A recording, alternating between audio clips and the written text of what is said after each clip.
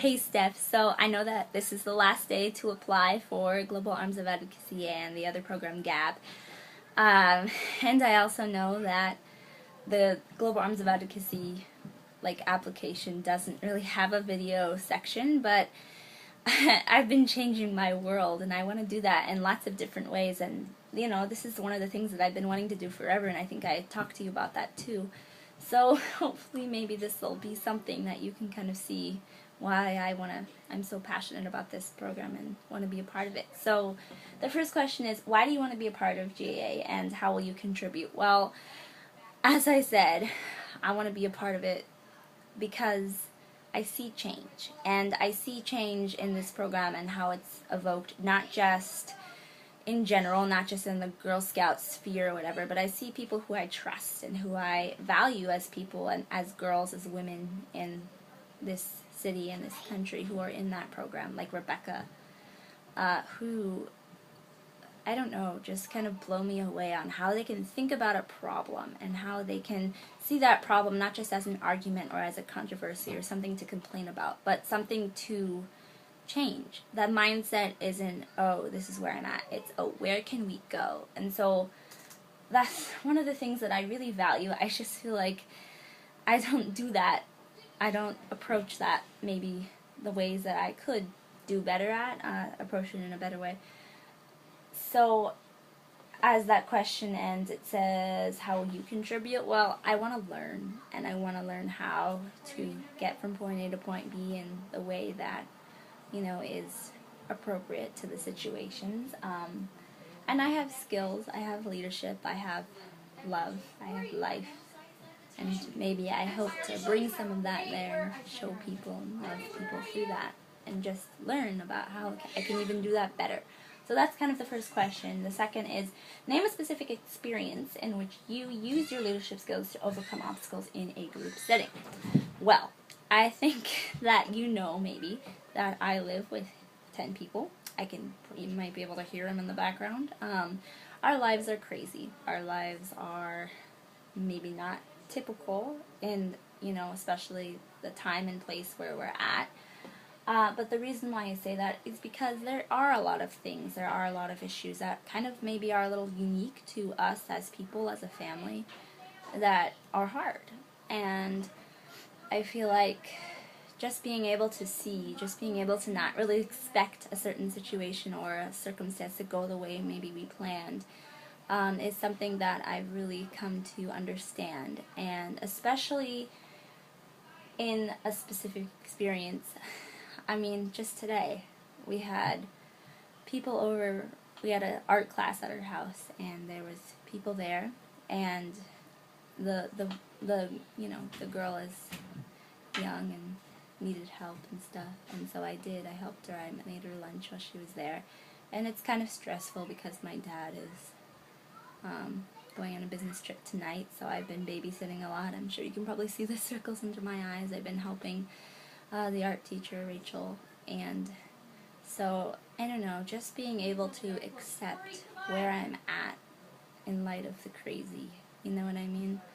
And be able to love even when it doesn't seem like there's much to love. And I know that that's not really a specific, crazy, dramatic experience, but it's something that just the day-to-day living in, through and in what I believe and what I want to accomplish is not like this major goal. Yes, there's things that I want to change. Yes, there's major issues in the world that I wish were never there, but I'm here, and this is where I've been placed, and this is where I can grow and love, and I'm proud to say that I'm kind of doing that, and of course I can get better, but I cannot deny that I'm growing. Please go away, I'm doing an interview thingy right now. Okay, that sounds good, thank you. Sorry. Told you. Siblings. And the third question is, tell us about an issue you're passionate about and that you've advocated for or against. Well, going off of that question, or response that I said earlier, how there's so many things that, as an empathetic person, as a sister, as a community, like part of the community that I love and want to see grow, I'm always disappointed. There's going to be things that I'm hurt by that nobody else will ever see, that I will just instinctively understand that maybe others won't, and that breaks my heart. That breaks my heart. And specifically, I think even in my own community, there's people who don't see why they matter, not necessarily as like prideful individuals or whatever, like as people, but also as members of community, and that community sense, because these people don't really see how they're a part of something, that community sense is kind of lost. And I've been wondering over that in my own family, but also just around where I live, in my church, and the places I go day by day. There's people who do their own thing. They go somewhere and they come back, and they don't necessarily think about, the person on the street that is maybe hungry, or they want to speed by on the freeway when there's a young family walking by, and just these general, awareness of where you're at and how you can just love the people you're with, not just thinking about where you're going or what you have to do, but how other people are affected by your mindsets, and maybe how those mindsets can change to affect those people even better. And I don't know, every community is different, so I feel like that can change that dynamic, that, balance, chemistry of how that works. But I think it's something kind of universally that if you love, and if you see people, and if you bring joy to those who have it not, is one of my lines at Empowerment Theater, then I think, things can happen, and great things can happen, and things can change for the better, and it's beautiful. So, I don't know, that's one of the things that affects me, but also affects lots of people, and I want to, grow in that area and help others do that as well. So number 3 is, tell us about an issue you're passionate about and that you've, I just did that, my goodness. So number 4 is, what do you think are your best qualities, and what are some qualities you look forward to improving? Well, as this video is currently 7 minutes and 24 seconds long, I talk a lot, and I process while I talk, and that's not a bad thing. I understand where I'm at and what I need to know, and I don't always have like a set objective in mind whenever I speak or really do anything, schoolwork or a job or helping people. So I want to be more, I want to be more intentional about what I do, not just about what I do now, but what I'm doing now is going to help what my end goal is, kind of breaching the gap between A and B, as we talked about before. And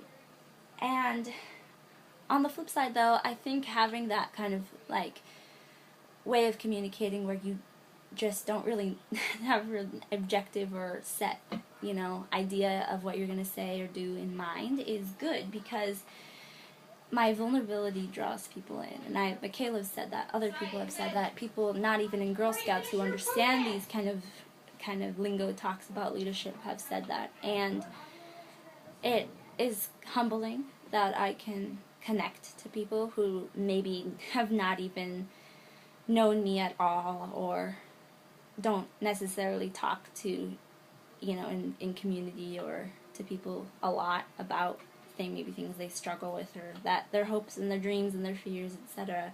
And I feel like a lot of people say that to me because I don't have a set, this is what I need to do, this is where I need to go, this is how I'm going to change things. And I think that that's good in a sense, and I think that it can be honed even more to be even better. And so I think it's kind of a twofold thing. There's good parts about that, and then there's bad. So number 5, what's your favorite song, lyric, and why? I feel like that question was like written for me. I don't know. I listen to music like I breathe air, and I know that sounds dramatic, and it is, but it's true. And goodness, I think the one that pops out to me the most, and this may seem kind of cliche because it's very, very famous. If I were, had this whole thing figured out, I'd probably think of something really obscure and beautiful, but I don't. So Simon and Garfunkel's Sound of Silence. They have this line in the song. It goes, people hearing without listening, people seeing the na-na-na, and the vision of the soul remains in the sound of silence. And obviously I didn't do that like as the lyrics actually say, but you can kind of get the idea where people hearing without listening, people speaking without saying, or something like that. And just the idea where you can take in something, you can understand something with your head, but not live it with your heart. And that pains me. That's something I need to work on, and that's something that many, many, many, many people need to work on. It's a human thing. You can get an idea, an objective, a problem, an issue, whatever it may be, but if you don't know what to do with it, and not necessarily as an active, like, I'm gonna be a go-getter kind of woman, and that's amazing, people do that, but there's also those who kind of step back and see things and change things where maybe they're not as recognized as those kind of people. And the reason why that relates is that different people can see without listening, and different people can listen and respond even to what they hear. And I think that just that whole song and how it is really just real on the ways that it describes problems and the way just we relate and understand and, you know, live in the world that we do. And there's kind of, again, there's so many controversies in the world, but here it's like you need to understand something in order to live it out, but you also you can't just understand something, you know, so it's you need both. But again, Global Arms of Advocacy is a great place to, you know, get those different parts that maybe aren't your main strong suit. And I really hope that I could do it this year. I've been wanting to do it forever and just never got around to interviewing, so I know that you'll be able to talk to me in person, but this is a rather long you know, description of everything that I'll probably bring to the table, and more, obviously. I'm not perfect. I have my struggles, but I'm a girl, and I'm living, and I'm trying, and I think that is Global Arms of Advocacy is a great place to grow and everything. So I hope that maybe we can talk about this more and how I can be integrated into that group. But in the meantime, I will go on to my second interview thing for Gab Girl. So I'll do that one next. So thank you.